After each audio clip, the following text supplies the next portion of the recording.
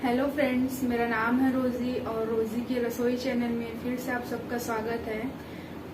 आपने मुझे हमेशा कुकिंग करते देखा है, लेकिन ये वीडियो थोड़ा डिफरेंट लगेगा आप लोगों को, क्योंकि मैं इसमें ऐसे कुछ टिप्स आप लोगों के साथ शेयर करने वाली हूँ। जैसे हम अगर सब्जी खरीदने जाते हैं तो सब्जी हम कैसे खरीदें और उसे हम फ्रिज में स्टोरेज करके कैसे रखें जो ज़्यादा दिन तक सब्जियाँ फ्रेश रहेंगी।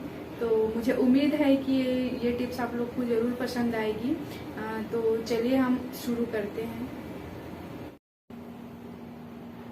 हेलो फ्रेंड्स, मैं आज आप लोगों के साथ एक एक्सपीरियंस शेयर कर रही हूँ कि अगर हम सब्जी खरीदने जाते हैं तो मार्केट में तो हम सब्जी कैसे खरीदें और उसे हम फ्रिज में कैसे स्टोरेज करें ताकि हमारी सब्जी ज़्यादा दिन तक फ्रेश और ज़्यादा दिन तक स्टोरेज रह सके। तो चलिए मैं शुरू करती हूँ पहले नींबू के साथ। तो अगर हम मार्केट जाते हैं नींबू खरीदने के लिए तो हमेशा हम कंफ्यूज रहते हैं कि हम किस टाइप का नींबू परचेज करें। तो हम जैसे मार्केट जाते हैं नींबू खरीदने के लिए तो हम पहले नींबू को ऐसे हम दबा के देखिए। अगर नींबू ऐसे दबता है, ये आपको नरम टाइप का लगता है, तो आप समझ जाइए कि नींबू में रस है और इसे हम परचेज कर सकते हैं। और इसके स्टोरेज के लिए आप इसे एक पॉलीथीन में करके रख सकते हैं। जैसे मैंने बाकी नींबू को पॉलीथीन में स्टोरेज करके रखा है। इस नींबू को रखे मुझे 3 से 4 दिन हो गए, लेकिन नींबू आज भी ऐसे फ्रेश है। तो मुझे उम्मीद है कि ये टिप्स आप लोगों को बहुत पसंद आएगी। तो चलिए हम ऐसे ही हम भिंडी को देख लेते हैं। हम मार्केट भिंडी खरीदने के लिए जाते हैं तो हमें लगता है कि भिंडी नरम है या नहीं, ताज़ी है कि नहीं, इसमें किसी प्रकार का जूरा है कि नहीं। तो हम इसे परखने के लिए हम इसके पीछे का डंठल का थोड़ा सा तोड़ के देखेंगे। ये अगर ऐसे आसानी से टूट जाता है तो समझिए कि भिंडी नरम है और ये ताज़ी भी है। तो हम ऐसे भिंडी परचेज करके रख सकते हैं और इसे हम फ्रिज में एक पॉलीथीन के साथ हम इसे स्टोरेज करके रख सकते हैं। जैसे मैंने रखा है इसे पॉलीथीन में स्टोरेज करके। इसे मुझे 2 दिन हो गए, लेकिन आज भी भिंडी ऐसे फ्रेश है। तो ऐसे ये टिप्स आप ज़रूर फॉलो करें तो आपकी भिंडी ज़्यादा दिन तक फ्रेश स्टोरेज रह सकती है। इसी प्रकार से हम देखते हैं मिर्ची। हम मार्केट में तो मिर्ची हम परचेज कर लेते हैं, लेकिन बात आती है कि हम मिर्ची को कितने दिन तक अपने फ्रिज पे स्टोर करके रख सकते हैं। तो आप जब भी फ्रिज में मिर्ची रखते हैं तो इसे पीछे का जो डंठल है इसे आप ऐसे तोड़ दीजिए। तोड़ने के बाद इसे आप एक फ्रेश अच्छे पॉलीथीन में करके आप इसे स्टोरेज करके रखिए। तो ये जो पीछे का जो हिस्सा है इसका, ये हिस्सा गलेगा नहीं, लेकिन ये हमेशा मतलब ज़्यादा दिन तक आप इसे अच्छे फ्रेश स्टोरेज करके रख सकते हैं। जैसे कि मैंने इस बॉक्स पे रखा है। अगर आपके पास ये बॉक्स अवेलेबल नहीं होगा इस टाइप का तो आप इसे पॉलीथीन में करके भी स्टोरेज कर सकते हैं। तो ये अच्छे काफ़ी दिन तक आपके मिर्ची ऐसे फ्रेश रहेंगे। देखिए, चलिए हम देखते हैं धनिया। तो हमेशा हम धनिया खरीदते हैं तो इसके पीछे डंठल रहता है।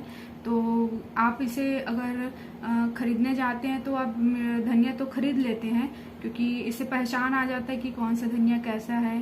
तो हम धनिया तो खरीद लेते हैं, लेकिन जब इसका स्टोरेज करने का जब टाइम आता है तो धनिया बहुत जल्दी गल जाता है। तो गलता है तो इसलिए आप ऐसा करिए कि जो भी पत्तियां रहती है उस पत्तियों को ऐसे तोड़ लीजिए और तोड़ने के बाद इसे पॉलीथीन में करके स्टोरेज कर सकते हैं। लेकिन मैंने इसे डिब्बे में पॉलीथीन के अंदर मैंने पॉलीथीन के अंदर मैंने इस धनिया को रखा हुआ है। तो अगर आप ऐसे स्टोरेज करके रखेंगे फ्रिज पे तो ये धनिया आपके काफ़ी दिन तक अच्छे रहेंगे, गलेंगे भी नहीं, और इसे आप काफ़ी दिन तक अच्छे फ्रेश धनिया अपने सब्जी में यूज़ कर सकते हैं। और बात आती है करी पत्ते की। तो बहुत बार ऐसा होता है कि हमारे घर पे करी पत्ता का पौधा अवेलेबल नहीं होता, तो हम किसी पड़ोसी के यहाँ से या अपने मेहमानों के घर से, रिश्तेदारों के घर से करी पत्ता लाते हैं। लेकिन लाते हैं तो 2 से 3 दिन ही रह पाता है, फिर वो ख़राब होने लगता है। तो आप इसे करी पत्ता का जितनी भी पत्तियां हैं उसे तोड़ के अच्छे से धो के पानी से, फ्रेश पानी से अच्छे से धो के इसे आप धूप में सुखा दीजिए। और जब ये अच्छी पूरी तरीके से ऐसे वो पूरी तरीके से सूख जाएगा। फिर आप इसे एक पॉलीथीन में करके एक पन्नी में भर के आप इसे डिब्बे में स्टोरेज करिए। अगर आपके पास, मैंने ऐसे डिब्बे पे स्टोरेज किया है, अगर आपके पास ऐसे डिब्बा अवेलेबल नहीं होगा तो आप किसी भी पॉलीथीन में करके इसे लंबे समय तक यूज़ कर सकते हैं। मैंने तो इसे काफ़ी दिन हो गया इसमें भर के रखिए। आप ऐसे यूज़ करके आप एक दिन देखिए, ये टिप्स आपको बहुत पसंद आएगी।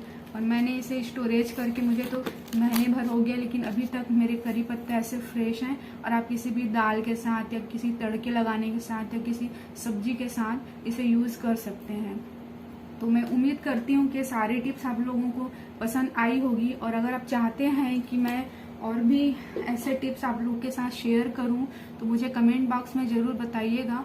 फिर मैं और भी अच्छे अच्छे टिप्स आप लोगों के साथ शेयर करूंगी। और बाकी मुझे उम्मीद है कि ये टिप्स आप लोगों को बहुत पसंद आएगी। ये टिप्स को आप ज़रूर फॉलो करिए, क्योंकि ये मेरी पर्सनल एक्सपीरियंस है जो मैं आप लोगों के साथ शेयर कर रही हूँ।